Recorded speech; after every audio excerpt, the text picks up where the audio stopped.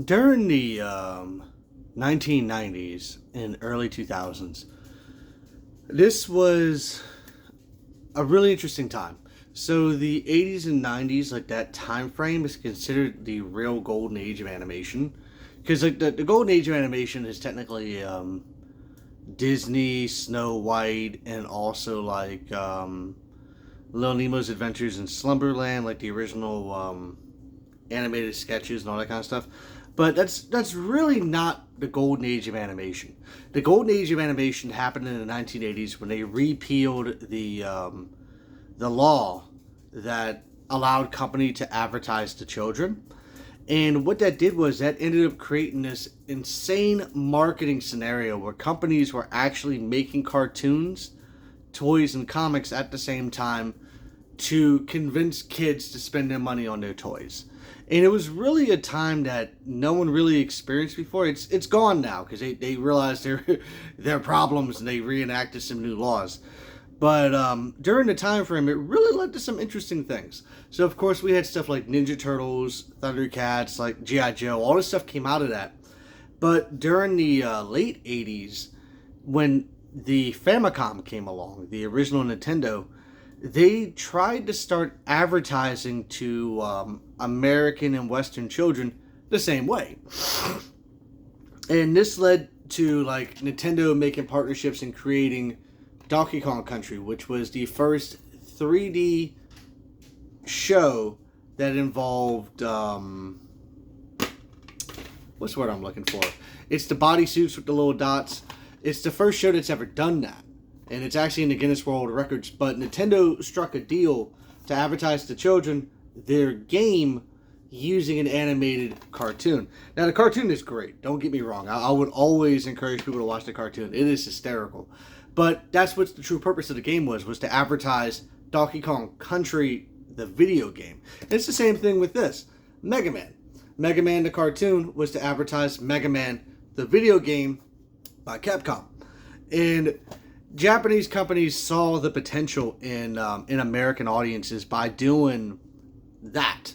Because Americans, we made video games, but we didn't make video games, kind of like Japan does. Like, we did everything for profit. They did a lot of things for profit and for art and all that different reasons. So the way they made games was different from how we made games.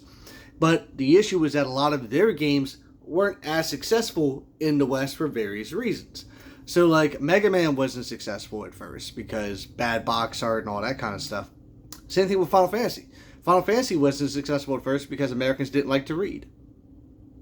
They still don't. You can go on Twitter. You can see plenty of Americans that don't like to read, but they don't. And it's interesting because Final Fantasy failed for the longest time, all the way up till 7, because Americans don't like to read. It's the same thing with a lot of Western audiences, and it's hysterical seeing it. Now, this strategy that they developed was doing fairly decent because you got to keep in mind we had Sonic Adventure on TV.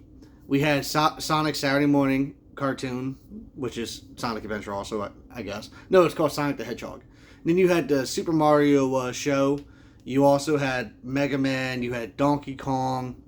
Like, you had all these various, like, Nintendo properties, Capcom. Like, they all made cartoons. And we even had some weird scenarios. Like, they tried to make a cartoon for Battletoads, and it didn't test well. You know, it's a lot of them.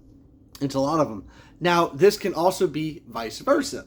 So, for example, Disney made a video game for gargoyles. And you'll notice that it looks awfully familiar to the cover on the first season, which is great. So, they tried to capitalize on the gaming market by making a video game of gargoyles. And then we also have another good example, Stone Protectors. Stone Protectors actually had a video game, but it was an animated show first.